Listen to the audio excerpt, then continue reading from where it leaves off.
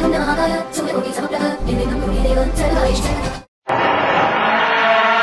रात होती है तो हम एक दिया जला लेते हैं और उसकी रोशनी में खुद को महफूज समझते हैं, मगर उस रोशनी के परे जो अंधेरा है वो अपने अंदर बहुत सारी कहानियां समेटे हुए है और इन्हीं कहानियों को आपको लेकर आता है रात के अंधेरे में।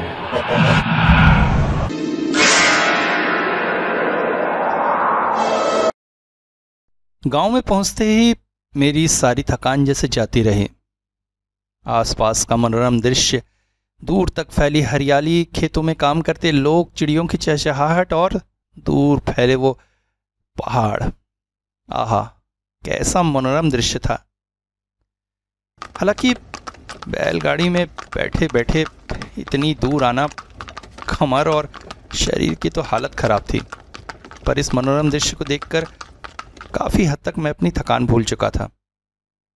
स्टेशन पर जब उतरा तो सविनय बाबू मेरे सामने ही खड़े थे। मैं पेशे से एक लेखक हूं। पूरी तरह से लेखक नहीं हूं, शहर में नौकरी भी करता हूं, मगर अब लग रहा है लेखन की तरफ पूरा ध्यान देना चाहिए। मगर शहर का कोलाहल, छोटा घर, ऐसे माहौल में लिखने का मूड नहीं बनता है। मेरे ऑफिस में ही मेरे एक मित्र हैं, उन्होंने ही बताया था कि उनके कोई मित्र हैं जो एक गांव में स्कूल में हेडमास्टर हैं। उन्हीं से बातचीत करके मेरे यहाँ आने की व्यवस्था कराई। सविनय बाबू वही थे। सही समय पर वो स्टेशन में मुझे लेने पहुंच गए थे। बहुत ही सहृदय इंसान।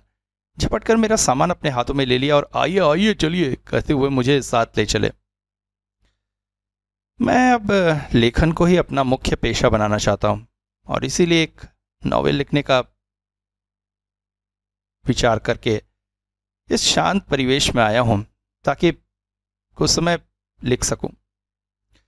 अभी विवाह नहीं हुआ है मेरा। असली में विधवा माँ और छोटी बहन की जिम्मेदारी, बहन की शादी जब तक नहीं हो जाती तब तक, और इसीलिए लेखन के क्षेत्र में आना चाहता हूं। ऑफिस की 4 पैसे की कमाई लेखन की कमाई से बहुत कम है।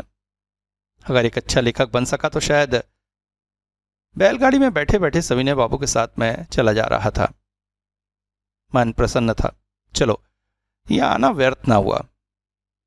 बहुत देर तक बैलगाड़ी में जाने के बाद अचानक एक जगह हम रुके। एक चाय का ठेला था। वहां पर कुछ लोग बैठकर ताश खेल रहे थे। हम भी चाय पीने लगे। गांव के लोग बड़े शहीद हैं। मुझे देखते ही पहचान गए कि मैं वहां से बाहर का हूं। एक आदमी पास आकर बोला, प्रिंसिपल साहब कैसे हैं?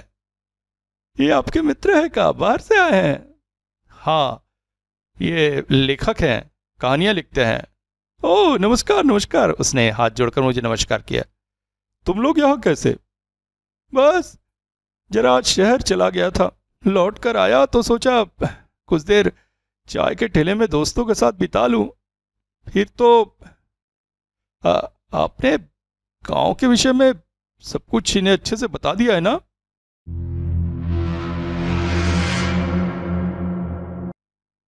सुनकर मैं चौंक उठा। किस विषय में बात कर रहा है? अचानक ही सविनय बाबू के चेहरे के भाव भी बदल गए। वो बोले, अब चलिए चलिए जल्दी चाय पीजिए, शाम ढलने को है, शाम से पहले घर पहुंच जाना चाहिए। अभी भी आधे घंटे का रास्ता शायद बचा हुआ था। सूरज पश्चिम आकाश में ढलने की तरफ था। हम बैलगाड़ी में बैठे बैठे चलने लगे। मैंने उनसे पूछा, किस विषय में बात कर रहे थे ये? अरे गांव के लोगों को तो जानते हैं, 50 तरह के अंधविश्वास पालते हैं, आप वो सब में ध्यान मत दीजिए। कुछ देर बाद अचानक वो बोले, ये मैदान खत्म होते ही हमारा गांव शुरू होगा। छोटा सा गांव है, 101 लोग हैं। रास्ते में कुछ घर पड़े। शाम ढल चुकी थी तो महिलाएं तुलसी के सामने दिया दे रही थी। मगर मुझे बड़ा अजीब सा लगा, क्योंकि महिलाएं जैसे जल्दी जल्दी काम करके घर में घुस जाना चाहती थी। कोई डर सा था सबके चेहरे पर। कैसा डर? घर पहुंचे तो सविनय बाबू की पत्नी, उन्होंने सामने से ही मेरा अभिवादन किया। आइए आइए। बड़े सहृदय थे दोनों। वहीं मुलाकात हुई सविनय बाबू के बेटे और बेटी से। मैंने पूछा, क्या नाम है आप लोग का? मेरा नाम टीना है, उनकी बेटी बोली। ओ, अब कौन से स्कूल में पढ़ती हो? मैं यहाँ नहीं रहती हूँ, शहर के बोर्डिंग में पढ़ती हूँ। यहाँ तो लड़कियों के लिए स्कूल ही नहीं है। अरे क्या बात है, लड़कियों के लिए स्कूल नहीं? ये कैसा गांव है? आज के जमाने में भी ऐसा होता है क्या? बेचारी इतनी सी बच्ची इतनी दूर शहर में बोर्डिंग में रहकर पढ़ रही है। और तुम? मैं महेन, उनका लड़का बोल पड़ा। मैं 10th में पढ़ता हूँ, बस अगले साल से मैं भी शहर के बोर्डिंग में जाऊंगा। मैं चौंक पड़ा दोबारा।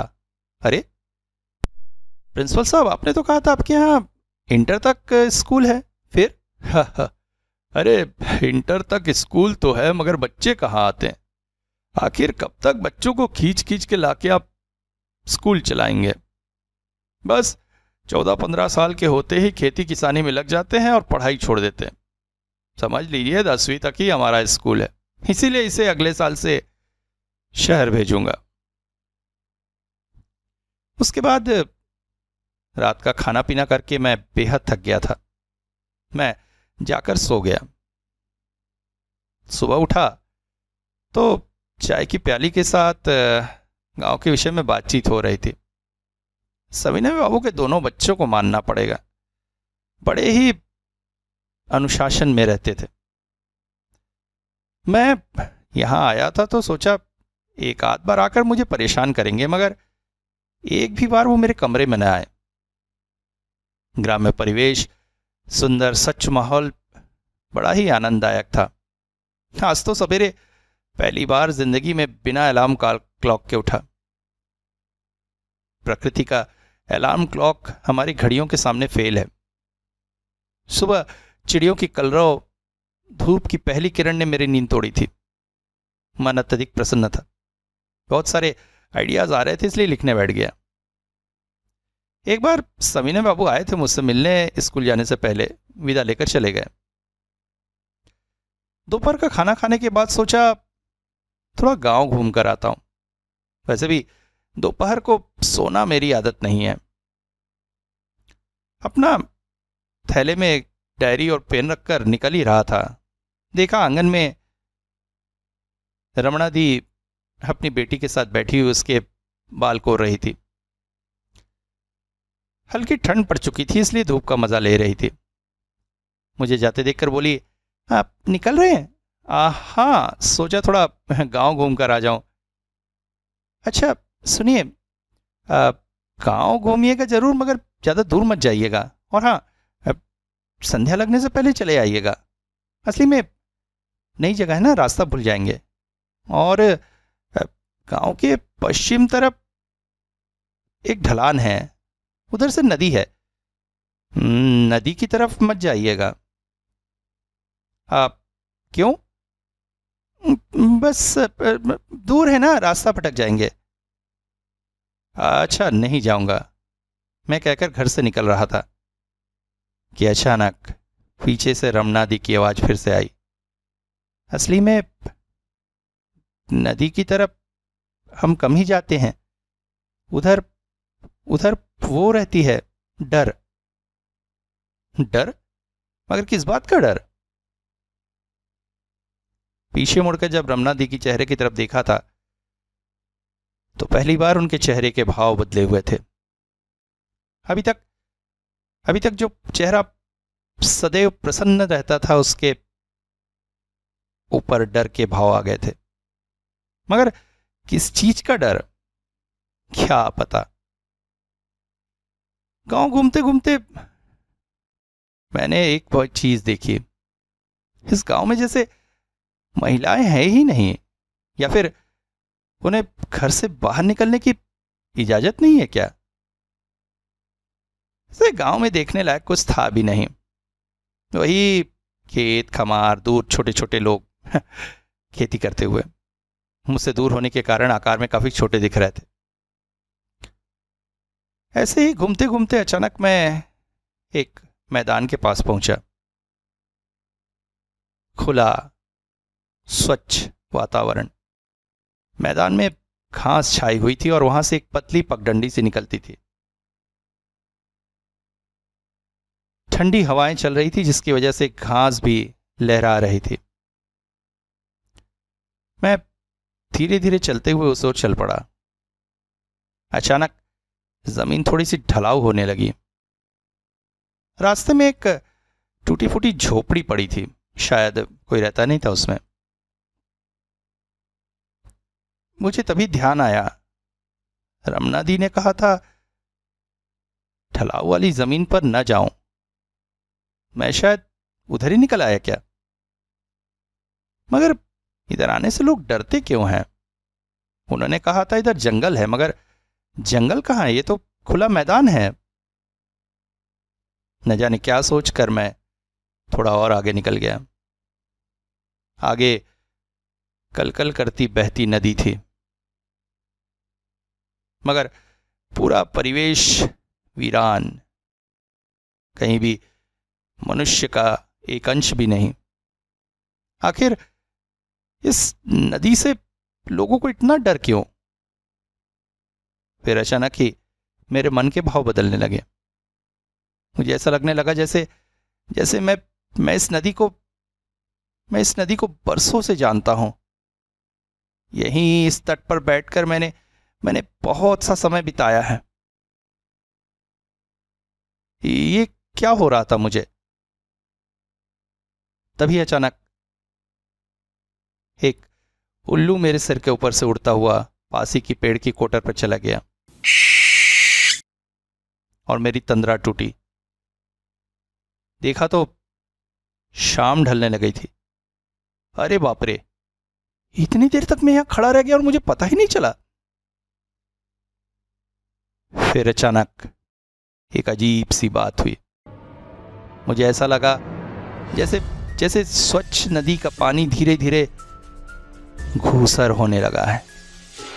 एक अजीब सी गंदगी पानी में छा रही और उस पानी के अंदर कुछ है, मगर क्या? तभी मुझे पहली बार एक अजीब सा डर महसूस हुआ। मैं तुरंत ही वहां से मुड़कर वापस जाने लगा, मगर पता नहीं क्यों मुझे ऐसा लग रहा था जैसे मेरे पांव तेजी से नहीं चल पा रहे हैं। कुछ है जो मेरे पांव को बांधे ले जा रहा है। मैं घबरा उठा। मैंने और तेजी से कदम बढ़ाना शुरू कर दिया। मैं जल्द से जल्द वहां से निकल जाना चाहता था।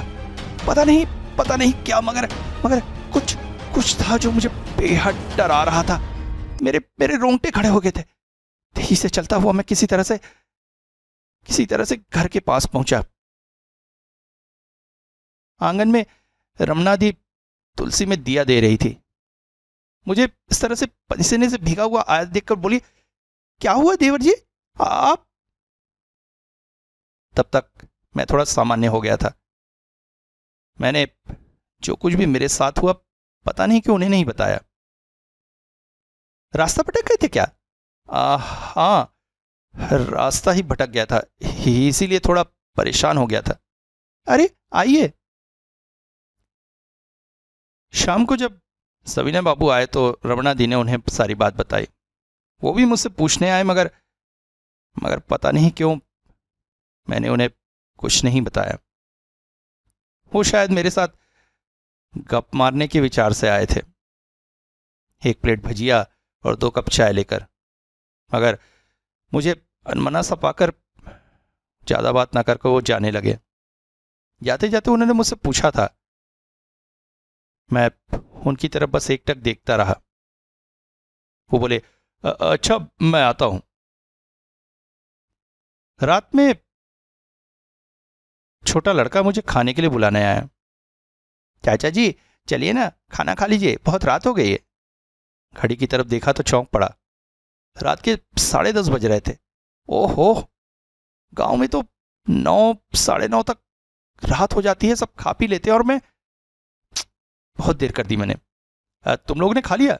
नहीं, हम सब एक साथ खाएंगे। सुनकर मेरी आत्मग्लानि और बढ़ गई। ओफ, आज मेरी वजह से इन लोगों को इतनी देर भूखा रहना पड़ गया। मैं तुरंत उनके साथ डाइनिंग रूम में चला गया। वहां पर 3 आसन लगे हुए थे और 3 थाली लगी थी। मैं निर्दिष्ट थाली में बैठ गया। मेरे एक तरफ सविनय बाबू और एक तरफ वो लड़का बैठा। मैंने पूछा, अरे टीना नहीं खाएगी? वो खाकर सो चुकी है, जल्दी सो जाती है ना वो।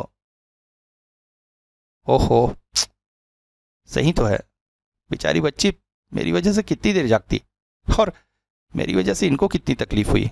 मैंने सविनय बाबू और उनकी पत्नी से कहा, माफ कीजिएगा, आज मेरी वजह से आप लोगों को देरी हो गई, अब से ऐसा नहीं होगा। अरे क्या बात करें, रमना दी बोली, मेहमान तो भगवान जैसे होते हैं, आपको छोड़कर हम खा लेते क्या? और वैसे भी हम लोग इसी टाइम के आसपास ही खाते हैं, शहर में तो और देर से खाते हैं, इसीलिए आपकी आदत।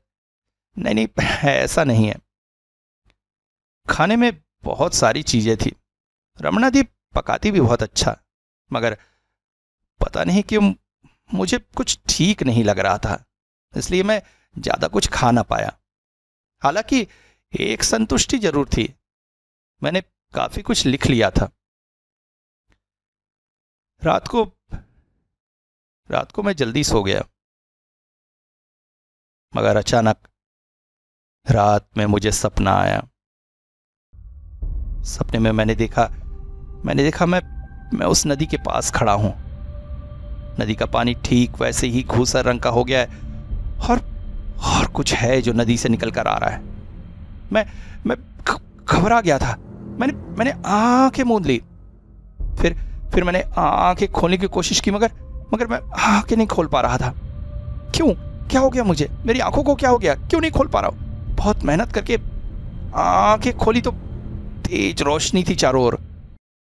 मैं चौंक पड़ा, ये कैसी रोशनी? तभी तंद्रा टूटी और समझ में आया कि मैंने सच में आंखें खोल दी है। रोशनी खिड़की के बाहर से धूप की आ रही थी। उठा तो सिर भारी लग रहा था। रात में अजीब अजीब सपने आने की वजह से शायद नींद ठीक से नहीं हो पाई थी। मैं अपने साथ हमेशा हर तरह की दवाई रखता हूं। सिर दर्द की दवाई लेने पर थोड़ी देर में कुछ अच्छा लगा। मैं बाहर कुर्सी पर आकर बैठ गया।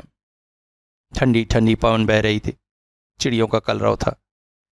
रमना दी ने चाय ला कर दी।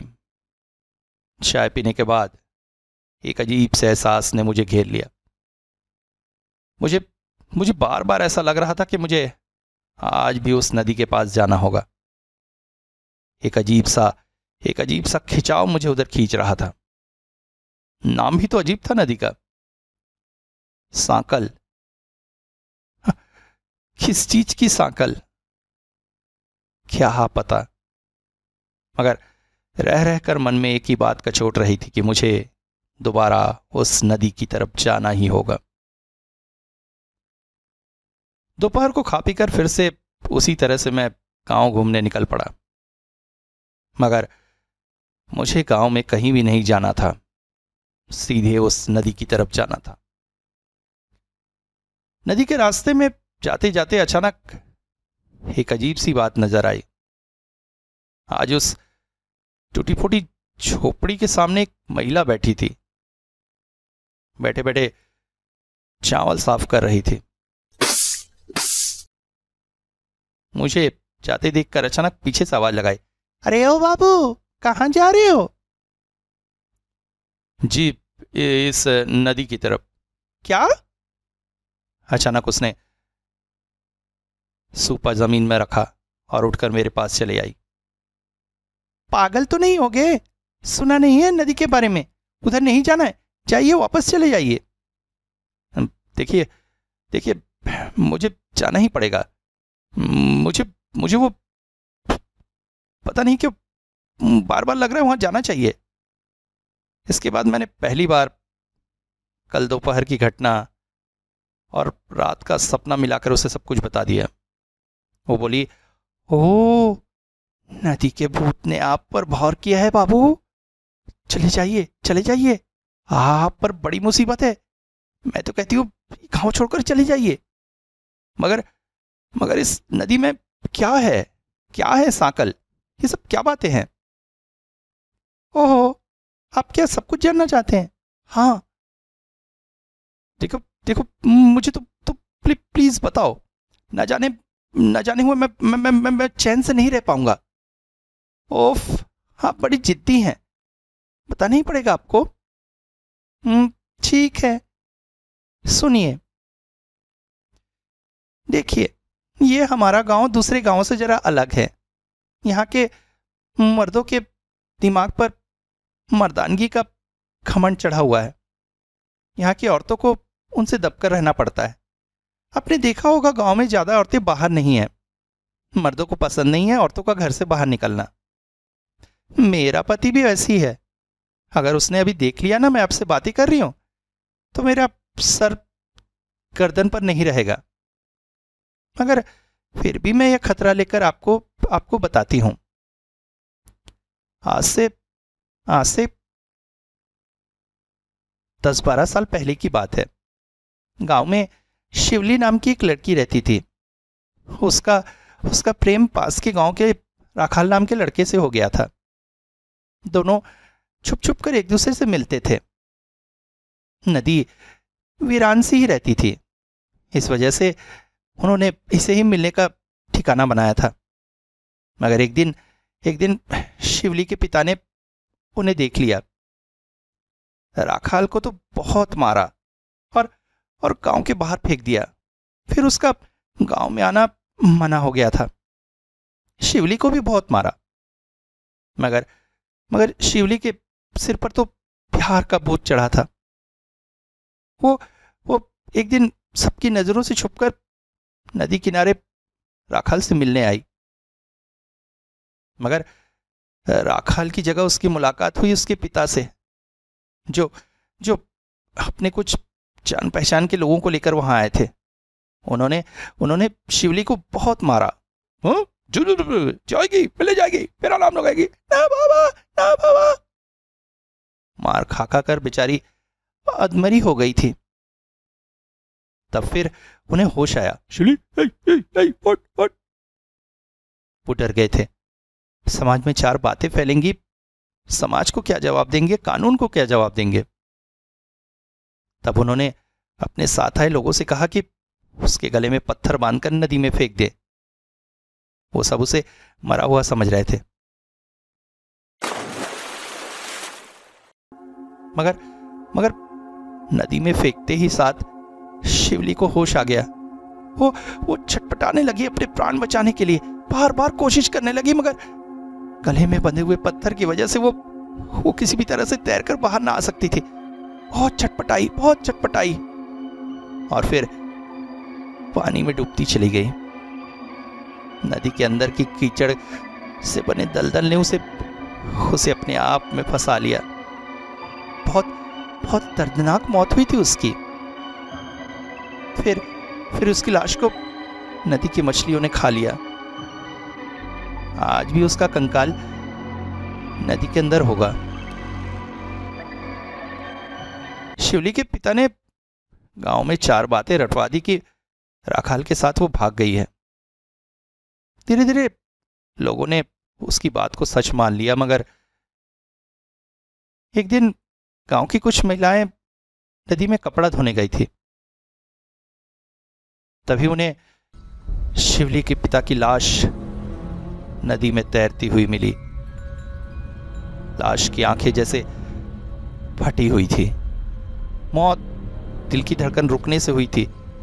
वो किसी चीज से बहुत बुरी तरह से डरे थे और उनके पाँव में बंधा हुआ था मोटा सा महिलाओं के बाल का गुच्छा। बिल्कुल जैसे सांकल बंधी हो उनके पैर में। इसके बाद गांव के कई लोगों की लाशें इसी तरह से नदी में मिली। आंखें वैसे ही डर से फटी हुई, हृदय गति रुकने से मौत और पैरों में बंधे हुए बाल का टुकड़ा। तब से लोगों ने मान लिया कि इस नदी में कोई अपमृत्यु मरी हुई आत्मा है जो लोगों को मार रही है। और पैरों में बंधे हुए इस बाल को लोगों ने साकल का नाम दिया। तब से इस नदी का नाम साकल नदी है। लोग ये नहीं जानते हैं कि शिवली की अतृप्त आत्मा ही ये सब कर रही है। उन्होंने डर से इधर आना छोड़ ही दिया। बाबू, तुम भी वापस जाओ, मैं भी जाती हूं, कहीं मेरे पति ने देख लिया तो, कहती हुई महिला वापस अपने काम में जुट गई। मैं भी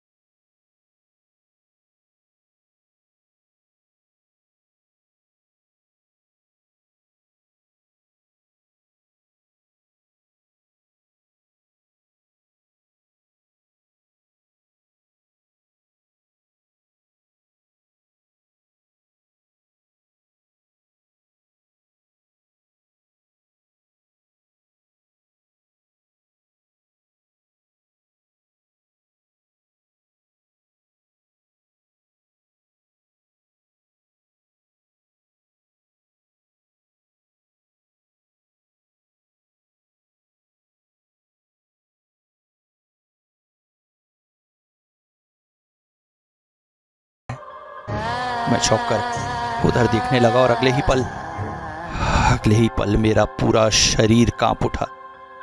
नदी के पानी से एक लड़की निकल कर आ रही थी, मगर ये क्या, उसका पूरा शरीर जैसे हरा हो चुका था। शैवालों ने पूरे उसके शरीर को ढका हुआ था। उसके लहराते बाल और बालों के बीच से दिखता उसका चेहरा। मगर ये चेहरा मैंने कहीं देखा है, ये चेहरा मैंने कहीं देखा है, मगर कहां देखा है मुझे कुछ समझ में नहीं आ रहा था। मैं डर से थर थर कांप रहा था।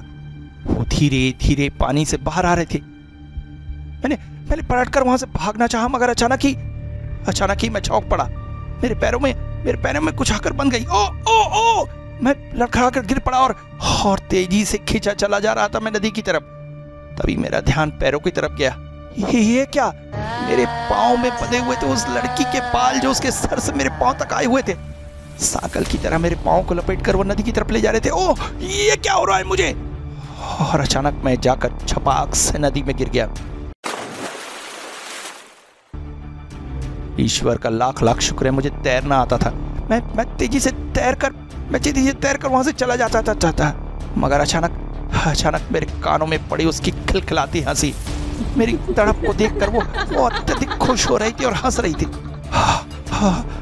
नहीं, मुझे यहाँ आना ही नहीं चाहिए था। मृत्यु मेरे सामने प्रकट हो रही थी। मैं तेजी से तैरकर वहां से निकल जाना चाहता था कि अचानक मेरा पूरा शरीर नदी के पानी में डूबी हालत में भी पसीने से भर उठा। मेरे सामने पानी से आधा निकला हुआ था उसका चेहरा। उसकी आंखें मुझे घूर रही थी और तभी धीरे धीरे उसका चेहरा और थोड़ा सा बाहर आया और मैं चौंक पड़ा। ये चेहरा तो अभी कुछ देर पहले मैंने देखा था। हाँ, ये तो वही महिला है जो अभी मुझे नदी के शिवली की कहानी बता रही थी। तो क्या वो मैं क्या करूं? अचानक मैंने अपनी तैरने की दिशा बदल दी। मैं नदी के दूसरे पार की तरफ तेजी से तैरने लगा। वो भी मेरे पीछे पीछे ही तैरती चली आ रही थी। उसकी हंसी मेरे कानों को फाड़े जा रही थी। मैं तेजी से तैरकर नदी से बाहर निकल जाना चाहता था। इस वक्त मैं नदी के बीचों बीच पहुंच चुका था। तभी अचानक मैं पूरी तरह से कांप उठा। मेरे सामने मेरे सामने वही खड़ी थी। पर ये कैसे संभव है? वो तो मेरे पीछे तैरती आ रही थी और तेजी से वो मेरे सामने तैर कर आ गई। और उसके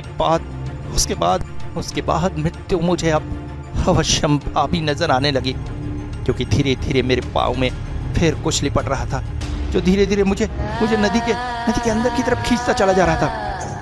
मैं असहाय सा हो गया था, तैर नहीं सकता था मैं। धीरे धीरे मेरी सांसें बंद हो रही थी और मेरे दिमाग में एक विचार था, नहीं, मुझे किसी भी तरह यहाँ से बचकर निकल आऊंगा। अगर मैं मर गया तो मेरी छोटी बहन को क्या होगा, माँ का क्या होगा? नहीं, उनके असहाय चेहरे मेरी आंखों में आने लगे। ईश्वर, क्यों आया मैं यहाँ? आज अगर मैं मर गया तो मेरी माँ, मेरी बहन, मगर मैं नहीं बचूंगा, नहीं बचूंगा, किसी भी हाल में नहीं बचूंगा। धीरे धीरे मेरा शरीर पानी के अंदर डूबता चला गया। अचानक आंखें खुली। मैं हड़बड़ाकर इधर उधर देखा, फिर मैंने आंखें बंद कर ली। डर के मारे मेरा हालत खराब थी। मैं समझ नहीं पा रहा था क्या करूं। फिर आंखें खोलकर देखा तो नहीं, मैं जीवित हूं। मेरा पूरा शरीर पानी से भीगा हुआ है और मैं नदी के किनारे पड़ा हुआ हूं। हे ईश्वर, तेरा लाख लाख धन्यवाद। मैं तुरंत उठा और पागलों की तरह दौड़ता हुआ घर की तरफ चल पड़ा। घर से कुछ ही दूर पहुंचा था कि अचानक लालटेन हाथ में लिए सविनय बाबू और उनकी पत्नी आते दिखे। मैं दौड़कर उनके पास गया। मेरे घर लौटने पर वो लोग मुझे ढूंढते हुए गांव में घूम रहे थे। किसी तरह से उनके साथ उनके घर गया। घर पहुंचकर जो कुछ भी मेरे साथ हुआ था सब मैंने उन्हें बता दिया। वो भी अत्यधिक भयभीत हो गए थे। अगले दिन ही सामान गुटाकर मैं शहर लौट आया। हाँ, आते आते सविनय बाबू को कह दिया था कि अगर हो सके तो नदी की तलाश करवाएं। नदी में आज भी कीचड़ के दलदल में शिवलिंग का अस्थि पंजर छुपा हुआ होगा। हो सके तो उसका अंतिम संस्कार करवाएं। शायद उस बेचारी आत्मा को मुक्ति मिल जाए और गांव का अभिशाप साकल दूर हो सके। इसके बाद कई साल बीत गए। मैं लेखन के क्षेत्र में बहुत सफल हो गया। शादी हुई, एक प्यारी सी बेटी हुई। मगर फिर दोबारा सविनय बाबू से ना तो मुलाकात हुई और ना ही गांव के बारे में कुछ जानने की मैंने कोशिश की। आज भी उस रात के बारे में सोचता हूं तो मैं कांप उठता हूं। मगर एक बात मेरी समझ में नहीं आती है, आखिर उस रात उसने मुझे छोड़ क्यों दिया? साक्षात मृत्यु बनकर मेरे सामने आई थी। वो मुझे डुबा कर ले जाना भी चाहती थी, मगर और फिर उस स्त्री के रूप में आकर उसने मुझे अपनी कहानी क्यों बताई? वो कहानी जो शायद गांव के कम ही लोगों को पता थी। फिर लगता है मुझे मारते हुए उसे एहसास हुआ होगा कि वो एक ऐसे आदमी को मार रही है जो उसके गांव के लोगों से कुछ अलग है, जो स्त्रियों को दबाकर नहीं रखना चाहता है, उनका सम्मान करता है। या फिर मेरे मन में चल रहे मेरी माँ और बहन के विचार को शायद उसने भांप लिया था। उन्हें वो अनाथ नहीं करना चाहती थी, इसीलिए शायद उसने मुझे छोड़ दिया। और उसकी अतृप्त आत्मा अपनी मृत्यु की कहानी किसी को बताना चाहती थी, और शायद इसीलिए महिला के रूप में आकर मुझे उसने कहानी बताई। या फिर उसने सोचा शायद मेरे जरिए उसका अंतिम संस्कार हो सकेगा, लोगों को यह बात पता चले तो, और उसे इस प्रेत योनि से मुक्ति मिल पाएगी। मगर हाँ, इस पूरी घटना के पीछे एक बात स्पष्ट थी कि इस दुनिया में कुछ ऐसी चीजें हैं जिन्हें अगर पर्दे में ही रहने दिया जाए तो ज्यादा उचित है, क्योंकि वो ईश्वर जिसने संसार को बनाया है उसी ने तो ये पर्दा बनाया है। अत्यधिक उत्सुकता और अत्यधिक जानने की चाहत कभी कभी मनुष्य के लिए मृत्यु सदृश खतरनाक भी हो जाती है।